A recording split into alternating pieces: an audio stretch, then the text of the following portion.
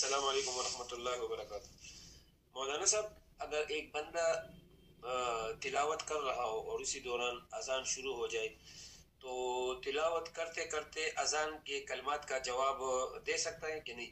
مطلب ابھی یہ تلاوت کر رہا ہے اور اذان کا جملہ ہوا اشہد ان لا الہ الا اللہ، تو یہ اشہد ان لا الہ الا اللہ کہہ کر دوبارہ تلاوت جاری رکھ سکتا ہے کہ نہیں؟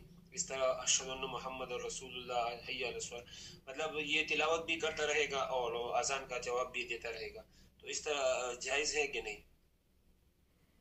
وعلیکم السلام ورحمۃ اللہ وبرکاتہ۔ آپ کا سوال ہے کہ ایک آدمی تلاوت قرآن پاک کر رہا ہے تو اس دوران اذان شروع ہو گئی، اب وہ تلاوت بھی کرتا رہے اور اذان کا جواب بھی دیتا رہے، کیا ایسا ہو جائے گا؟ جی محترم، ایسا نہیں کرنا۔ تلاوت قرآن پاک وہ بند کر دے، اذان کا جواب دے، کیونکہ اذان کا جواب دینا یہ واجب ہے۔